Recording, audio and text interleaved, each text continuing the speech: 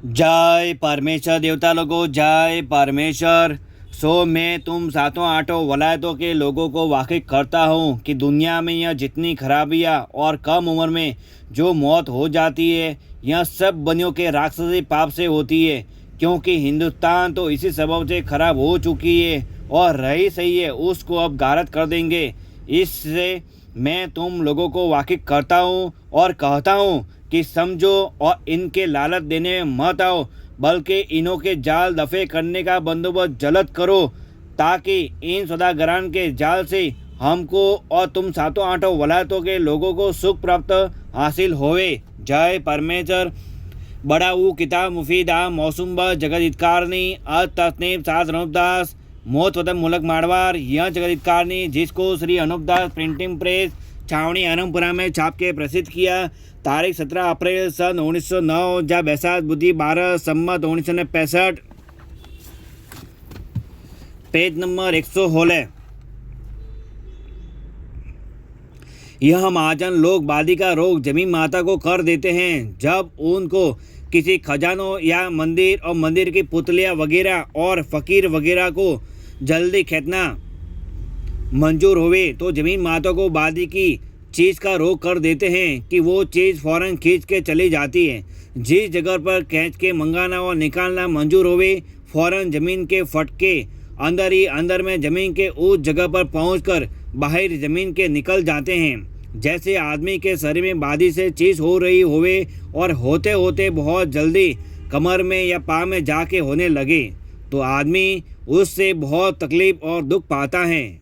और इसी तरह से ज़मीन माता भी उस रोग से बहुत भारी दुख पाती है और किसी चीज़ को होले होले खींचना चाहे और निकालना चाहे तो ज़मीन माता को बादी के सोजन का रोग करा देते हैं तो वो चीज़ होले होले सरक के जिस जगह खींचना चाहे खींच के बाहर निकाल देते हैं। जैसे आदमी के बदन में बादी की सोजन सरकती है, कभी हाथ में, कभी गर्दन में और गर्दन से कमर में और कमर से पाँव में, तो उसमें भी आदमी को दर्द होता है। इसी तरह से ज़मीन माता के शरीर में भी बादी की सूजन से दर्द होता है और ऐसी ऐसी अनेक तरह की बीमारियों से ज़मीन माता दुबली हो गई है। इससे ज़मीन माता की चर्बी यानी खाने सोने और चांदी की गल गई है। और जब देवी देवता को ज़मीन फाड़ के निकाल देते हैं, जब उनके देखने के बाद कुल खलकत जाती है और बहुत खुश होते हैं और हाथ जोड़ते हैं और तरह तरह की दुआएं मांगते हैं। सो यह सबब बनियों के राक्षसी पाप का है कि जो दुनिया भरोसा करने को लग जा कि राक्षसी पाप का है कि जिसका नाम इन्होंने कलुकाल रखा है, जिससे सब संसार को ऐसा ही सूझता है कि जो दुनिया भरोसा करने को लग जाती है और यह नहीं समझती है कि यह बनियों के घर का जादू है, कि जो देवी देवता इस कदर दूर पे आके निकले हैं और नहीं समझते कि पत्थर की पुतली किस तरह से चल सकती है।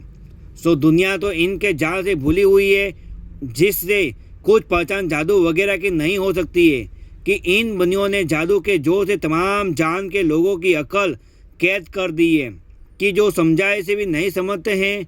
और जिस तरह से कि ज़मीन को फाड़ के पोली कर देते हैं और खजानों को खींच लेते हैं। जब तमाम जान के लोग यह जानते हैं कि धन सरक गया है, सो जिस तरह से यह बनिए खजाना को खींच लेते हैं, उसी तरह से मंदिरों की पुतलों को भी जादू के जोर से जिस कदर दूर पे ज़मीन फाड़ के निकालना मंजूर होवे, उसी कदर ज़मीन फाड़ के बाहर निकाल देते हैं।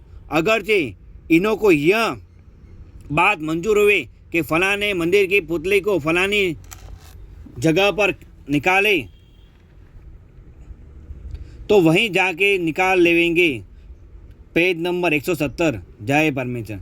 सो यह बात इस तरह से है कि जो यह बनिए जिस मंदिर की पुतले के नाम से पाप कराते हैं, उसी मंदिर की पुतले को बाहर निकाल देते हैं और लोगों को समझाने के लिए पहले से ऐसा सुझाव देते हैं कि देवी के मंदिर की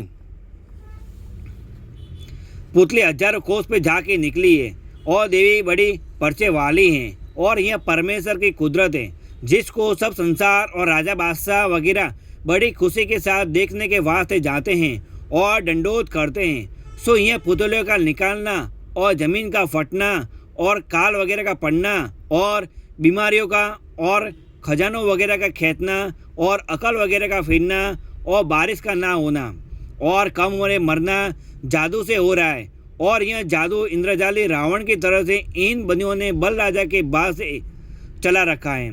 जहाँ ज़मीन वगैरह फट जाती है और कहीं की पुतली कहीं पे जाके बाहर निकलती है। सो यह बातें तमाम जहां में मशहूर है, परंतु अकल ऐसी ख़राब कर दी है कि इस बात को पहचानते ही नहीं हैं और पर्चों के भरोसे तमाम लोग भूले हुए और बहके हुए हो रहे हैं। सो भाई मेरे हो, जिस कदर यह पर्चे हो रहे यह सब बनियों के चलाए हुए हैं। इसी तरह से पहले रावण ने भी दुनिया के भुलाने के लिए पर्चे चलाए थे।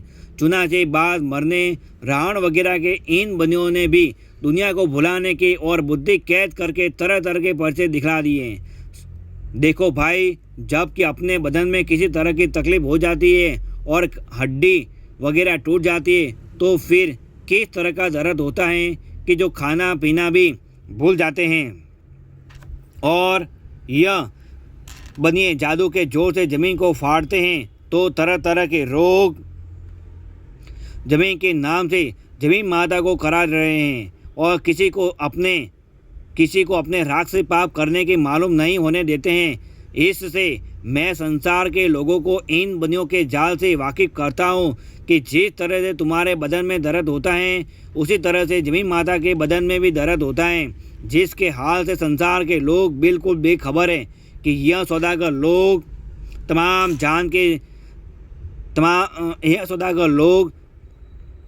यह सौदागर महाजनान ज़मीन के नाम का पाप कराते हैं, जिससे ज़मीन को तकलीफ दे रहे हैं और सब संसार की अकल को अपने राक्षसी पाप से खराब करके ऐसे ऐसे पर्चे दिखला रहे हैं कि जिससे दुनिया यह नहीं समझती है कि रावण के मुआफिक इन बनियों के घर का राक्षसी पाप चल रहा है, बल्कि संसार के लोग तो पर्चों के भरोसे भूले हुए हैं और इधर उधर गोते खाते फिरते हैं और यह समझते हैं कि पर्चा कोई निहायत ही उम्दा चीज़ है। परंतु भाई मेरे हो, जिस पर्चों को तुम अच्छा समझते हो सो यह अच्छा नहीं है, यह तो निहायत ही खराब जादू है। जय परमेश्वर। साधारणता लिखी किताब जगत हितकारी 274 तमाम पढ़ करके बंदोबस्त करो, जब जाके अपनी अपनी औलाद को अच्छी तरह से आराम मिलेगा। जय परमेश्वर।